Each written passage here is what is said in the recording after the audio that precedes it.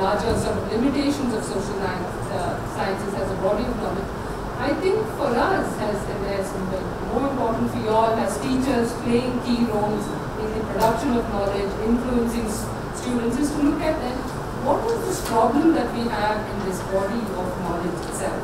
And I think the problem we have in this production of social science knowledge is the extent to which, although we have, for example, very highly specialized institutions in India, we have non-university institutions where social science research is being done, like CSDS in Delhi, CDS in Trivandrum, ISEC in Bangalore, etc. Then you have central universities, you have state universities, we have NGOs, then you also have colleges taking engagement in teaching.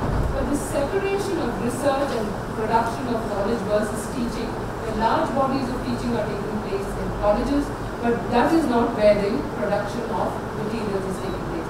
This separation, I think, itself is causing a lot of problems, and you see the gaps between what is being produced in, say, central universities and specialized institutions, and then the syllabus and curriculum being defined somewhere else, and ultimately the teaching being done at colleges itself as forming problems. So if that is one of the other challenges, we also then need to look at what is it at the level of teaching and pedagogy. And as many of you know, sex syllabus means you will have to follow a textbook, and many of you are forced. I know all the challenges you face by not just keeping to the textbook or completing the syllabus as it is called, or but more specifically teaching to the exam. Yes, teaching so that the students are able to perform well in the examination, rather than what is it that they can engage with the body of ideas, or to be able to assess how much have they comprehended some of these issues. In addition to all this, I think one of the biggest challenges we will face more recently or more particularly is how do we make social sciences not just an academic body of knowledge, but to make it into what we would call as part of social transformative learning, in which by engaging with social sciences, you also enable social transformation to take place. And I think this is very, very important for a country like India, where we see that despite many, many years of even directed social changes, attempts to address social inequalities and hierarchies, you see a reproduction of a hierarchical social order taking place. So in this context where the new class trends, the new kind of positioning by marketing capital is also taking place, how can social sciences become a body of social transformative learning is something I think that all teachers need to look at. So here it is then we think of then making social sciences a meaningful sources of knowledge, meaningful not just as an academic body of knowledge which can be interesting, but meaningful to the everyday life of practitioners, to the everyday life of students, so much so that it can become perspectives, they can become windows through which our students can understand not only themselves, but also the societies and they live in, the societies they engage with, etc. So overall, I think it is in this context of the expanding higher education system, and where many of you have seen an explosion and increment in the number of students who are in your classes, the dilution of standards that is taking place, the pressure to pass students with high grades, etc. What is this challenge? All these become not only challenges that social sciences face, but I think the social sciences must be linked to what the African American scholar had talked about just in the US at the turn of the previous century itself, that is, there is systemic miseducation taking place. And this is something that many of us, I think, and all of you would face, that you meet so many people who are so-called educated, have higher degrees, etc., even multiple degrees, but are full of biases, preconceptions, stereotype notions of different or other people. So much so that there is now a despair about what the higher education system itself is doing to our social relationships, and then we have all these examples as to why intense conflict and tensions are recurring across our country and across the nation. So these are broadly the challenges that social sciences face. How then can we pluralize social sciences, and how can we localize pedagogies is something that I would just quickly and briefly flag to you. What do I mean by pluralizing social sciences? To pluralize means not only to go beyond the existing body of knowledge that we have, to look at the ways in which we can define new areas of study, new issues that need to be studied. I think this is important for India because typically people say, oh, India is such a plural, diverse, very interesting country, you know. For millennia, so many different cultures have come into being and they continue to persist, therefore they can be studied and they're so varied, etc.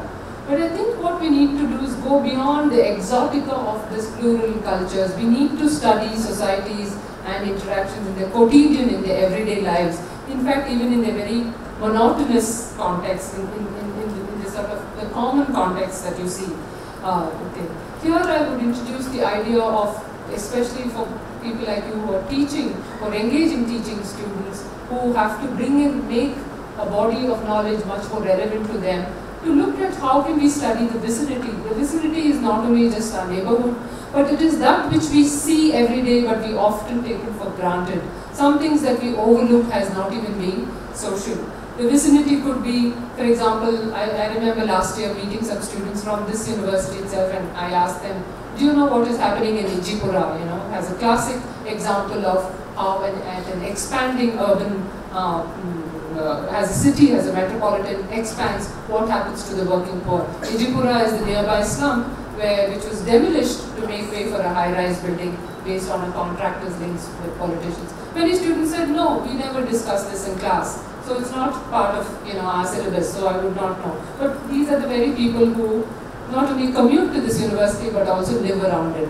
So for example, like some years ago, almost 7-8 years ago, I visited Kannada University, Hampi, which is in North Karnataka, which is kind of a premier university doing actually very good research, very good teaching, etc.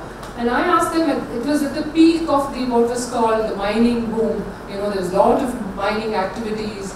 The so-called mining lords were traveling by helicopters. Every day they would see these people going. There were elections taking place. We knew that the mining people were then becoming politicians overnight.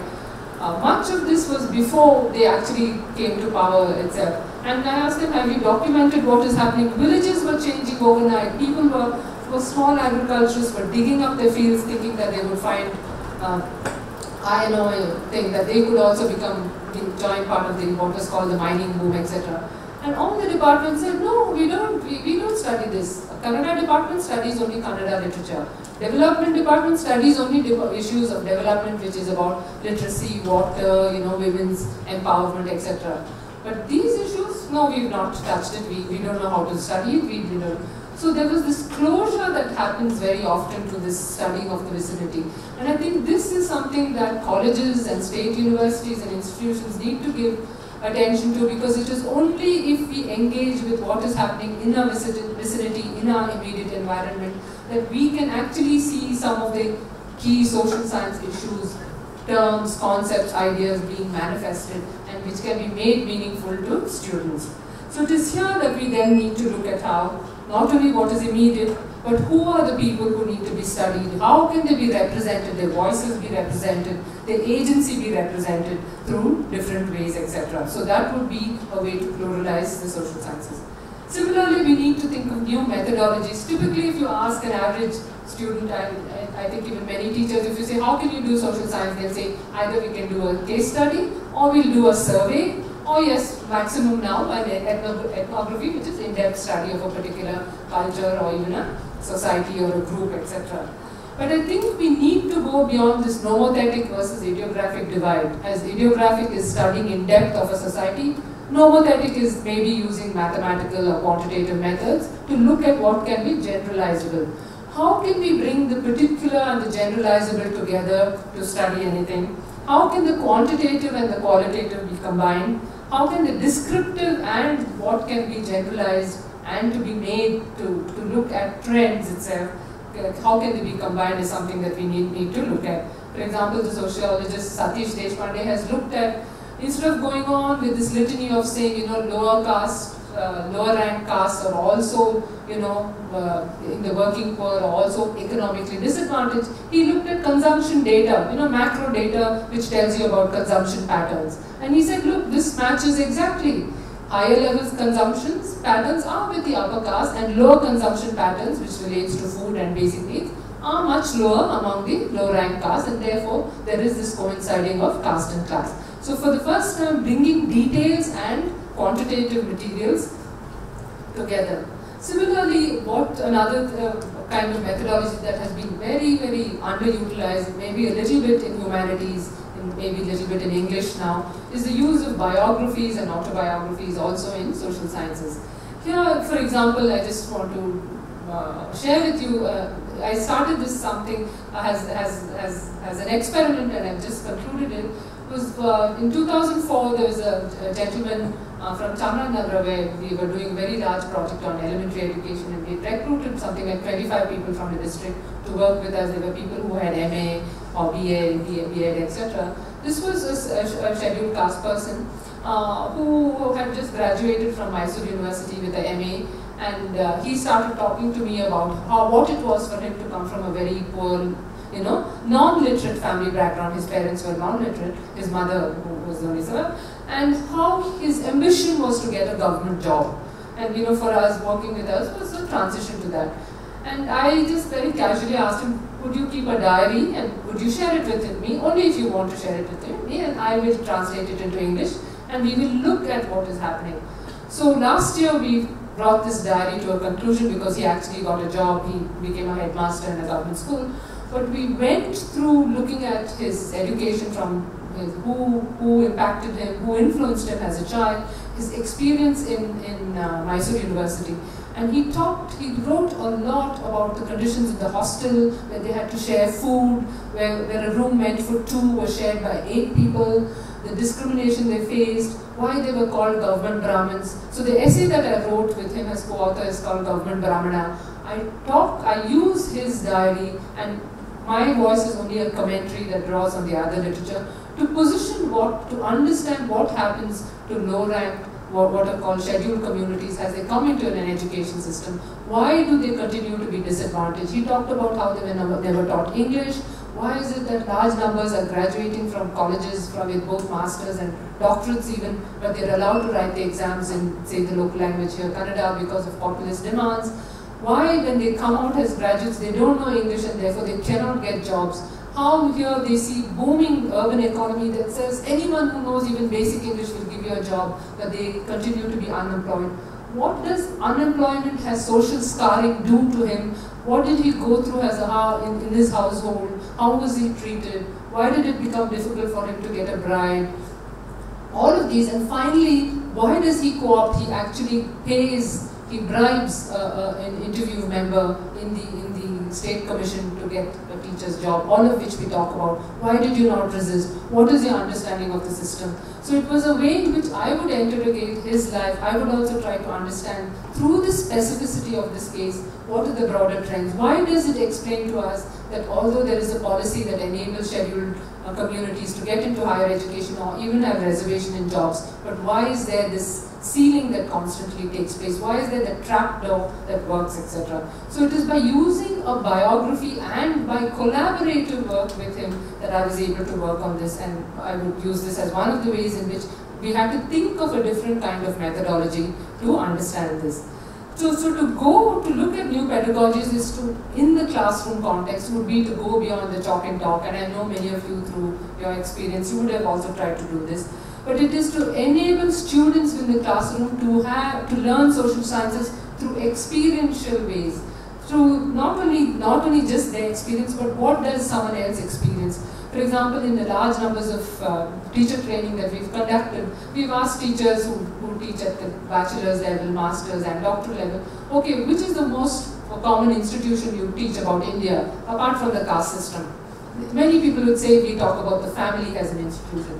What is it about the family? Oh, they were joint families, they are now nuclear families. And there would be all these misconceptions that there are more nuclear families in India, etc. Or the joint families are dissolving but becoming nuclear families. But we would say then, have you talked to your students how many of them live in different kinds of families, and they would talk. What about single parent families? What are the trends, etc.? Are they not just what are called extended families, where 2 or more joint families are living together, etc.? What is the experience of the family as an institution? For example, how do girls experience family versus how boys experience family, etc.? So how do you make it participative, experiential, participative, interactive also? Instead of just learning, okay, this is the standard forms of Indian families, these kind of families will also have, or these kind of caste groups or religious groups will have these kind of marriages, etc. What is marriage as an institution, etc.